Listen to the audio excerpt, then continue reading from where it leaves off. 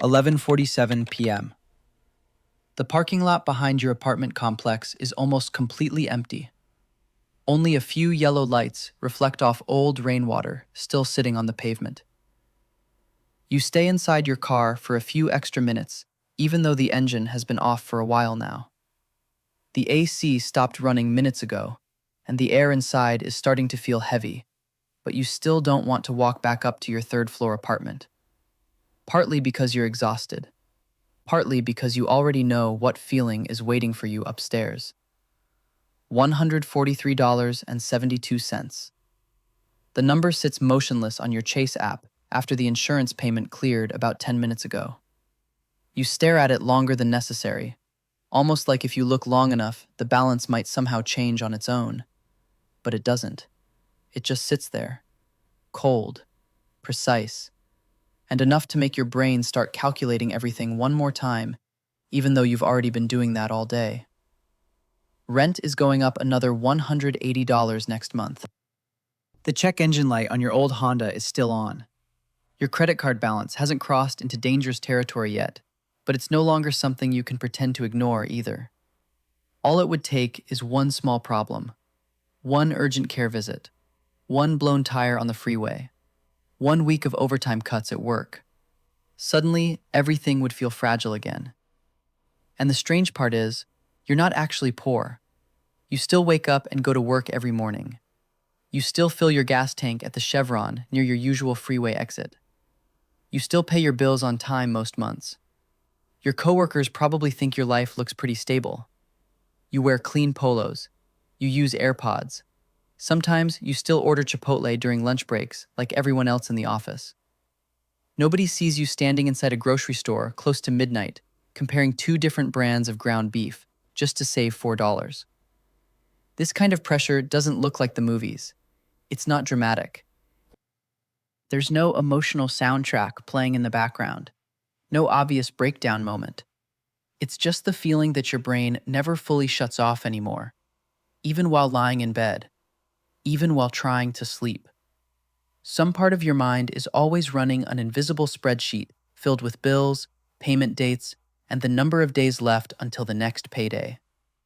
You start understanding why so many adults always look slightly tired, not because they're lazy, not because they lack ambition, but because living in survival mode for too many years keeps the human mind stretched tight like a cable under constant tension.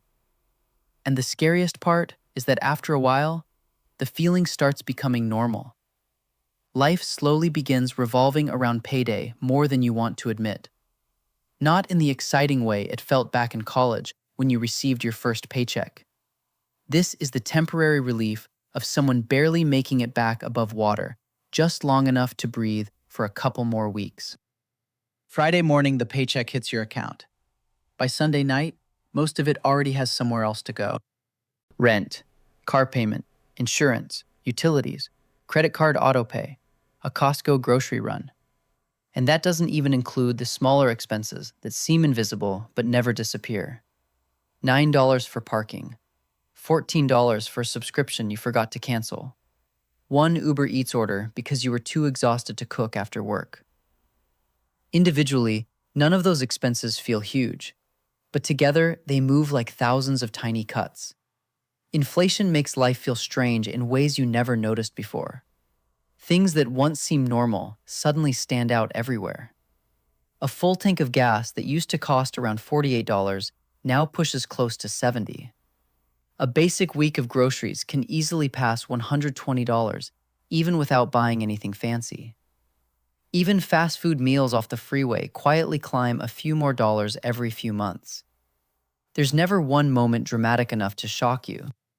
Life just keeps getting more expensive, while your body and mind still have to perform the exact same amount of work as last year.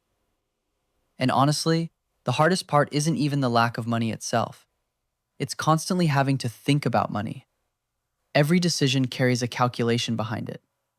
Dinner with friends means figuring out what expense to cut later that week. A new pair of shoes means your checking account will feel thinner before the next payday arrives. Even while pumping gas, you catch yourself watching the numbers climb and automatically estimating the rest of the month in your head, like some unconscious reflex. And somehow, something always happens right when you finally think you're getting slightly ahead. Your laptop starts slowing down. A medical deductible hits after one doctor's visit. A rent renewal email lands Monday morning like a small punch that's still enough to ruin your mood for the entire day. Middle class life sometimes feels like standing on a treadmill that slowly keeps speeding up. You're still running, still moving forward, but never actually feeling like you've left the same place behind. Nothing changes overnight. There's no cinematic moment where life suddenly transforms in a single night. Most real financial progress happens quietly. Almost nobody notices except you. But then one ordinary evening, while sitting at your kitchen table with an old laptop open to your banking app, you suddenly pause for a few extra seconds. $10,248. For the first time in years, your checking account and savings account combined have crossed into 5 figures. Not inheritance money, not some crypto moonshot, just hundreds of small decisions repeated over months. Eating out less often, working extra weekends, skipping a few Vegas trips with friends, continuing to drive a car with over 120,000 miles while everyone around you starts upgrading. And strangely, the feeling doesn't match what you imagined. No adrenaline, no victory music playing in your head, just a very quiet kind of silence.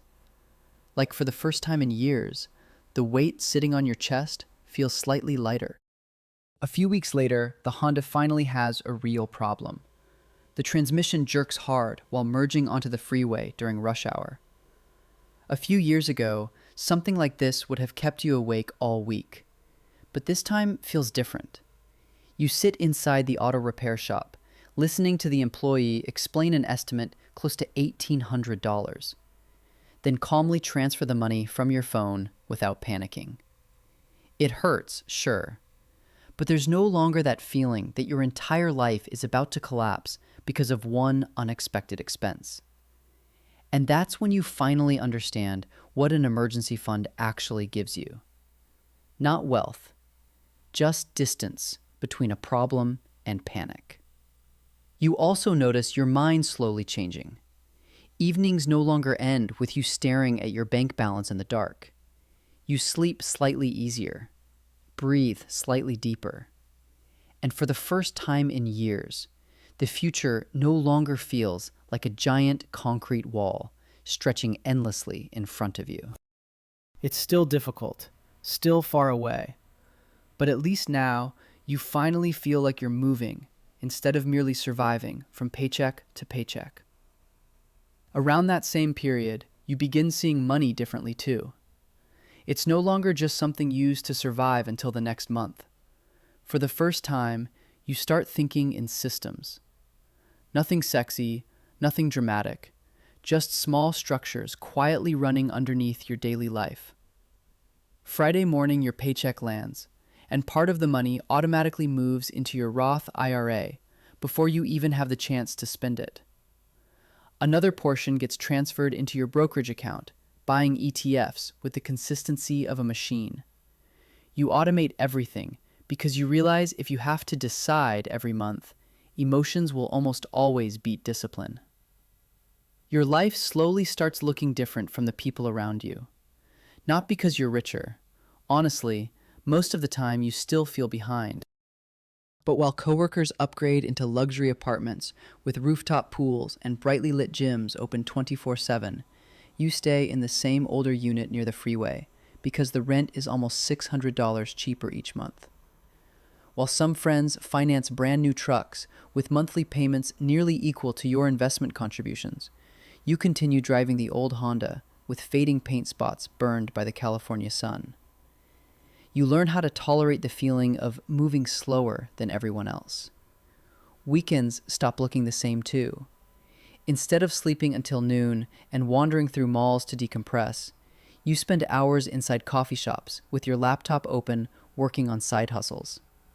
Some nights you're editing spreadsheets for freelance clients until nearly 1 in the morning. Other nights you sit alone editing videos in a dark room with only the sound of the AC running and Slack notifications from your main job still appearing on your screen. And gradually, you start understanding something important. A lot of people want financial freedom. Very few people are actually willing to tolerate the phase required to build it. Because, from the outside, that phase looks incredibly boring. Meal prep becomes routine. Costco runs on Sunday mornings. Chicken breast, rice, eggs, frozen vegetables. The same repetitive groceries over and over until they almost feel emotionless. You skip a few Miami trips with friends, even though part of you desperately wants a break.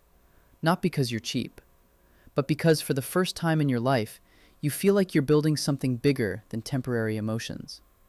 And strangely, the more disciplined you become, the calmer your mind starts feeling. Not because your money grows quickly, but because your life no longer feels completely random.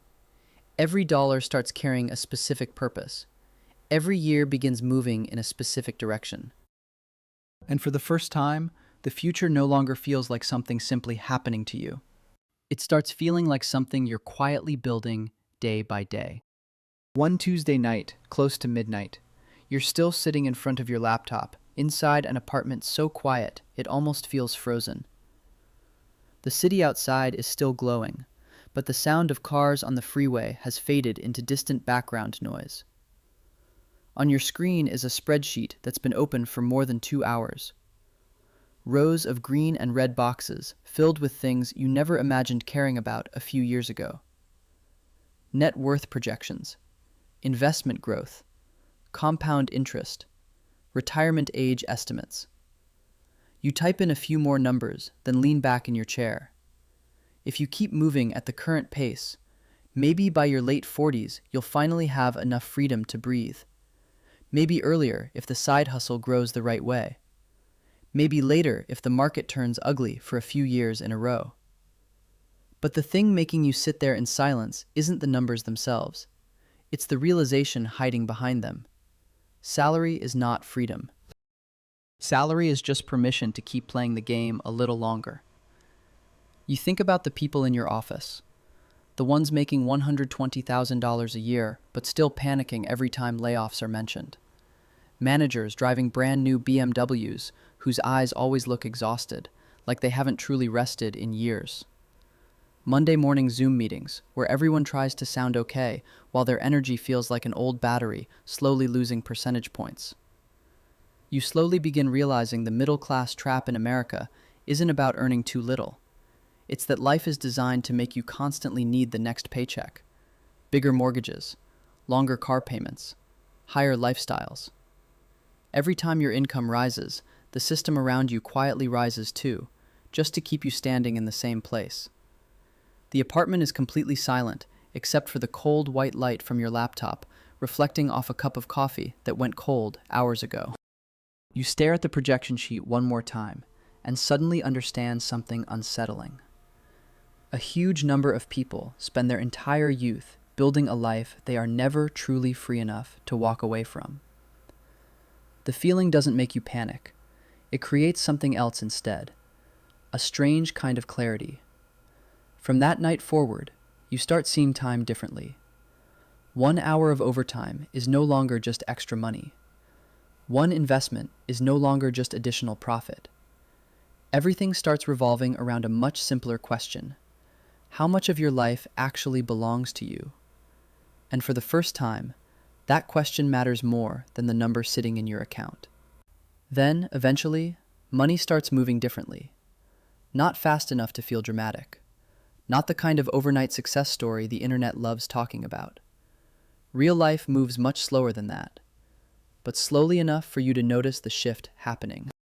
One Saturday morning, you wake up around 7:10 a.m. out of habit, even though you don't have work. Sunlight pushes through the curtains of a slightly quieter apartment than your old place. Half asleep, you grab your phone and notice a dividend notification hitting your brokerage account. It's not much, just a few dozen dollars. But the feeling is strange. For the first time in your life, you see money appear without directly trading hours of your day for it. And suddenly, you understand why wealthy people talk so much about assets instead of income. Salary requires your constant presence. Assets don't. While you sleep, Markets are still moving somewhere in the world. ETFs are still compounding. A small rental property you bought with a partner starts generating monthly cash flow, even if it's not huge yet. This side hustle that once earned a few $100s on weekends now occasionally brings in more than your main paycheck during a good month. Life does not instantly turn into some luxury fantasy.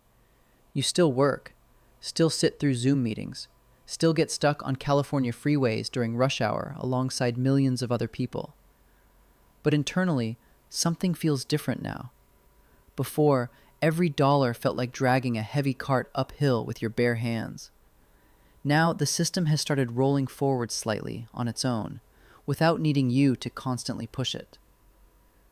The most interesting part is that you become addicted to competence instead of consumption. Optimizing a system successfully gives you more dopamine than buying new things ever did. You start reading about taxes at midnight the same way other people watch Netflix. You learn about interest rates, allocation strategies, depreciation, business margins. Not to flex knowledge, just because you realize the world operates completely differently once you start seeing it through the lens of ownership. Some nights you sit alone in a parking lot after the gym, watching transactions move through your banking app while quietly smiling to yourself. Not because the numbers are massive, but because a few years ago, the old version of you believed freedom meant simply making more money. Now you understand that real freedom is building something that continues operating even when you finally stop for a moment and breathe. Your net worth keeps growing over time. But the thing that changes even more is the way you start seeing the world. Conversations that once excited you now begin feeling exhausting. Coworkers in the office still spend entire lunch breaks talking about a new SUV, a weekend Vegas trip, or the latest Amazon sale. You still smile, still join the conversation, but mentally, you're no longer fully there anymore. Part of your mind is thinking about market cycles, tax strategies, asset allocation. Things that sounded dry and distant a few years ago now live in your head almost every day. You start talking less, not because you've become cold.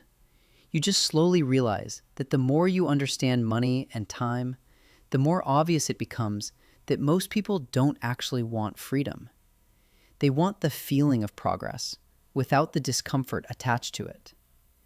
And once you start saying no to things other people consider well-deserved rewards, distance naturally begins forming between you and them. One Friday night, a few friends invite you to a rooftop bar downtown. You stare at the text for a while before eventually turning it down, because you still have work to finish for your side business the next morning. A few years ago, making that decision would have felt like missing out on life. Now it feels different. Not exactly sadness, just separation. Like standing behind glass, watching people continue chasing things you once believed would make you happy too. The strangest part is that the further you progress, the harder it becomes explaining your mindset to other people. Your family thinks you work too much. Your friends think you're obsessed with money. But they don't see what you see every day. They don't understand what years of survival mode does to your brain. Once you've experienced financial stress squeezing your mind every night for long enough, it becomes incredibly difficult to go back to living carelessly the way you once did. Some nights you drive home in the dark, with the radio playing quietly in the background, city lights glowing beyond the windshield, and suddenly realize your life has drifted very far away from the person you used to be. Not just financially, but mentally. The way you think, the way you view time, the way you see people. And sometimes, growth creates a very quiet kind of loneliness that nobody really talks about. The day your net worth finally crosses $1 million arrives in a surprisingly ordinary way. No champagne, no Lamborghini parked in the driveway, no cinematic moment where life suddenly upgrades into a completely different level. You're simply sitting in your small home office, opening your financial dashboard like usual, when you notice your total net worth has officially passed the number that haunted your mind for years. You stare at the screen for a few seconds, then stand up and go make coffee. That's the part nobody talks about online. Major milestones in real life are strangely quiet. Because by the time you finally reach them, you've already changed too much to react the same way the old version of yourself once imagined. A few years ago, you believed $1 million would create the feeling of enough. Enough security, enough freedom, enough to make every fear disappear. But when you finally stand there, life continues almost exactly the same. You still wake up Monday mornings, still pay property taxes, still manage investments, still make difficult decisions about time, work, and the future. Only the scale changes, not your identity. You slowly realize money doesn't truly fix the emptiness inside people the way many imagine it will. It simply amplifies what was already there. If your mind naturally leans toward anxiety, more money just shifts the anxiety toward bigger things. If you don't know how you actually want to live, a few extra zeros in your account won't magically create meaning either. One evening, you're driving through downtown while light rain reflects city lights across the wet streets like an old movie scene. While stopped at a red light, you notice a young guy sitting alone inside an old Honda eating fast food in his car, his exhausted face lit by the glow of his phone screen. The image reminds you of yourself years ago so strongly it almost feels uncomfortable. And strangely enough, even though your life has changed dramatically, part of you is still the same person who used to sit in parking lots at midnight calculating grocery costs. Maybe that part never fully disappears. Because in the end, financial freedom doesn't create a completely new person. It simply removes enough noise from life that you can finally see yourself more clearly. Sometimes what you see feels peaceful. Other times, emptier than you expected. After a while, you almost stop thinking about money the old way. There's no longer that feeling of chasing every paycheck or obsessing over how much your account increased each month. What occupies more space in your mind now is systems, ownership, structures, things capable of continuing to exist even when you're no longer physically present every single day. You begin seeing life more like long-term architecture instead of a series of short-term rewards. One early morning, you sit alone in the kitchen before sunrise. The house is quiet enough to hear the slow hum of the coffee machine in the background. On the table sits a notebook filled with things you never imagined caring about years ago. Estate planning, tax structures, business allocation, trust accounts. Not because you're obsessed with power, but because for the first time, you understand money only becomes truly useful when it's organized correctly. A lot of people earn money. Very few build systems. You start noticing how truly wealthy families operate. They don't just pass down cash. They pass down habits, access, networks, mindsets. They build systems that prevent the next generation from having to restart from survival mode all over again. And that's the moment your entire perspective changes. Financial freedom stops being about, what do I want to buy? It becomes a much larger question. What am I building that will still exist after I'm gone? You spend more time thinking about time allocation instead of luxury consumption.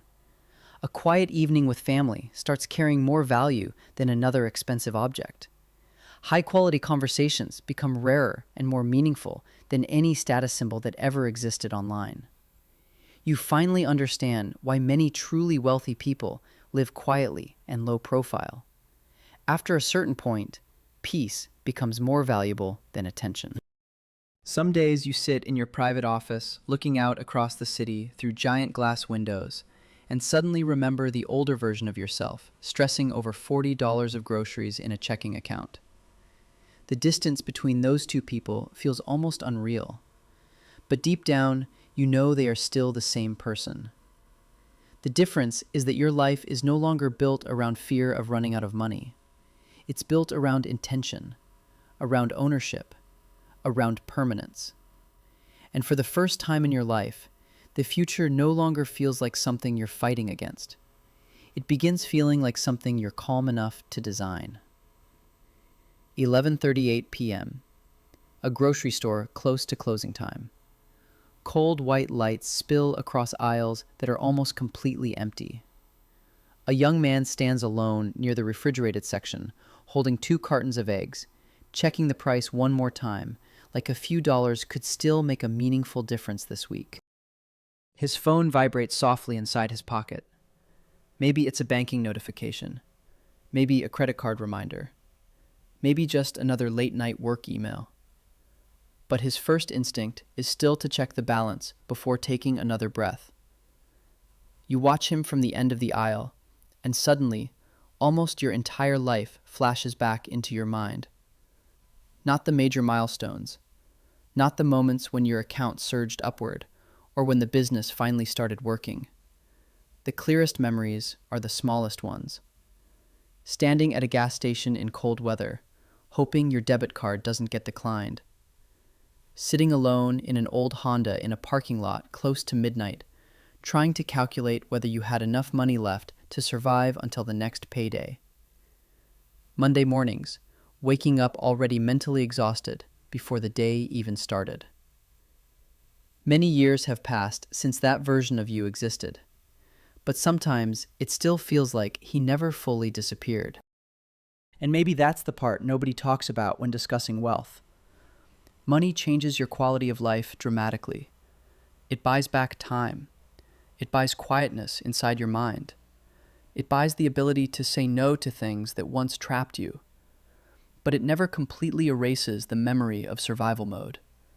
Your body still remembers the anxiety of watching your checking account approach zero.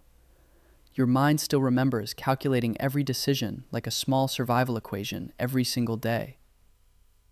You walk out into the parking lot. The night air feels cold and clean. The city lights glow in the distance like every other night. The freeway is still crowded.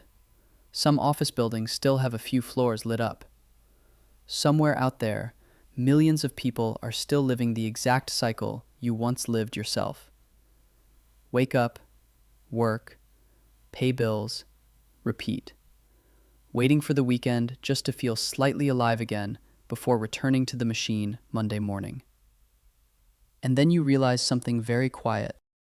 Financial freedom was never truly about money alone. It's the distance between the person you are today and the fear that once controlled your entire life. Some people spend their whole lives trapped inside that loop. Some make enormous amounts of money, but never actually feel safe. Some appear wildly successful on the outside, while still lying awake at night, staring at the ceiling, wondering whether everything they built was ever truly worth it. In the end, this journey was never only about becoming rich. It was about who you slowly become through every year, every decision, every moment you reject short-term comfort for something larger. And maybe the most unsettling part of life is this. One day, you'll look back at the younger version of yourself, standing alone inside a grocery store close to midnight, and realize everything actually started from that very ordinary moment.